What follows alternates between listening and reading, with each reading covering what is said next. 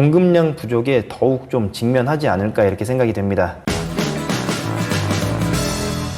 자, 반갑습니다. 최근에 아파트에 하도 규제가 많이 걸리다 보니까 사람들이 이 대체주택으로 해가지고 투자용으로 좀 많이 찾고 있는 게 바로 주거용 오피스텔입니다. 자, 그리고 그렇게 되면서 이 오피스텔이 좀 단기간 안에 좀 높은 그 가격 상승률을 보였었는데, 뭐 그러다 보니까 이제 이 오피스텔도 아파트처럼 좀 규제 파티가 될 것 같긴 해요. 자, 최근 취득세를 많이 걷겠다라고 하면서 1%에서 3%였던 취득세를 규제지역 기준 2주택 8%, 그리고 3주택 이상 12%의 취득세를 걷는다라고 했죠. 그런데 이 내용에 이제 오피스텔은 안 들어갔었는데 최근 11일 날에 했던 그 국무회의에서 이 취득세 증가에 오피스텔을 포함하는 내용이 담겼었고 그게 이제 통과가 되었다고 합니다. 뭐 그리고 취득세뿐만 아니라 임대차 3법도 여기에 해당이 되도록 뭐 그런 식으로 이제 회의가 나왔다라고 해요. 자, 물론 이 오피스텔의 취득세는 원래 4%로 좀 높았었고 그 다음에 이 주거용으로 산정을 안 받으려고 하면은 주택임대사업자를 냈어야 됐기 때문에 어차피 5% 그 금액 인상 제한은 걸려 있었습니다. 이 임대차 3법에서는 사실상 이 2+2년인 그 계약 갱신 청구권만 좀 적용을 받았다라고 볼 수가 있어요. 자, 근데 사실 제 생각은 그렇습니다. 방향이 맞던 틀리던 이 규제를 통해 가지고 집값을 좀 안정을 시켜야겠다라고 하면은 대체제가 될 만한 것들도 똑같이 규제를 해야지 이 풍선 효과가 나지 않을 거라고 생각을 합니다.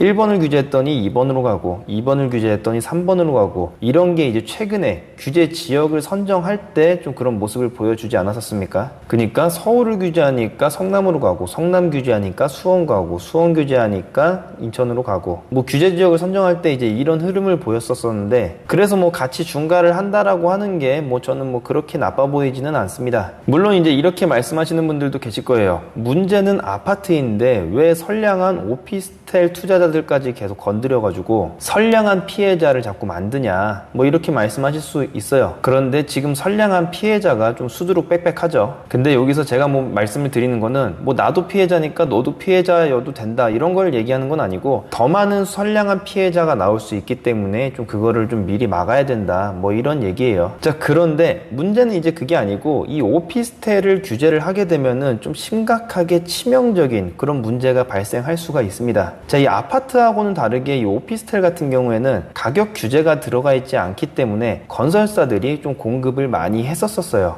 그런데 지금처럼 이렇게 규제가 막 들어오기 시작한다 그러면은 당연히 이제 투자자들 같은 경우에는 여기를 투자를 잘 안 하려고 할 것이고 그렇게 되면은 건설사들은 당연히 공급하는 거를 굉장히 꺼려지게 생각을 할 겁니다. 지금 수도권에 이 아파트가 굉장히 부족해 가지고 가격이 오르고 있는데 그나마 부족했던 공급을 이 오피스텔이 어느 정도 대체를 해주고 있었는데 근데 그마저 위축을 시킨다. 공급량 부족에 더욱 좀 직면하지 않을까 이렇게 생각이 됩니다. 자, 그리고 이번에는 취득세 규제지만 그 다음번에는 아파트랑 똑같이 분양가 규제가 나올 수도 있는 거고 심지어 무슨 뭐 실거주 요건 이런 규제가 생길 수도 있어요. 그리고 요즘 하는 그런 추세들을 봤을 때는 뭐 그냥 상황에 따라서 어떤 기준을 뭐 생각하는 게 아니라 그냥 일괄적으로 좀 적용하는 거를 볼 수가 있습니다. 즉 오피스텔 같은 경우에는 상업지구에 있기 때문에 이 상업지구 땅은 일반 주거지역 땅보다 더 비싸기 때문에 당연히 가격이 좀 더 높을 수밖에 없을 텐데 이런 거에 대해서는 분명히 고려를 안 하고 아파트의 대체제이기 때문에 아파트의 가격에 맞게끔 해가지고 공급을 해라 뭐 이런 식으로 이제 규제가 들어올 것 같아요. 그렇게 되면은 결국에는 이윤을 못 보게 되는 그런 건설사들은 당연히 공급을 올스톱을 할 것이고 아파트의 대체제인 이런 오피스텔마저 공급 절벽이 현실화가 될 것입니다. 자, 정부가 이제 최근에 공급량 발표를 했으나 얼마 전 제가 영상에서 설명드린 것처럼 죄다 허수투성이에요. 그나마 이제 진행도 제대로 안 되고 있습니다. 뭐 그러다 보니까 사실 지금 요즘에 국토부가 하는 거를 보면은 어떤 실질적인 공급 발표를 한다기보다 공급이 계속 많다라는 거를 막 정리해가지고 올리고 이걸 또 정리해가지고 보도자료로 뿌리고 뭐 이러고 있는 실정이에요. 거기에다가 지금 서울을 지역구에 두고 계신 그런 여당 의원들이나 뭐 아니면은 지자체장들 같은 경우에도 좀 많이 반대를 하고 있습니다. 그렇기 때문에 뭐 이 정부는 야심차게 공급 발표를 했지만 이게 쉽게 되지는 않을 것 같아요. 그런데 거기에다 대고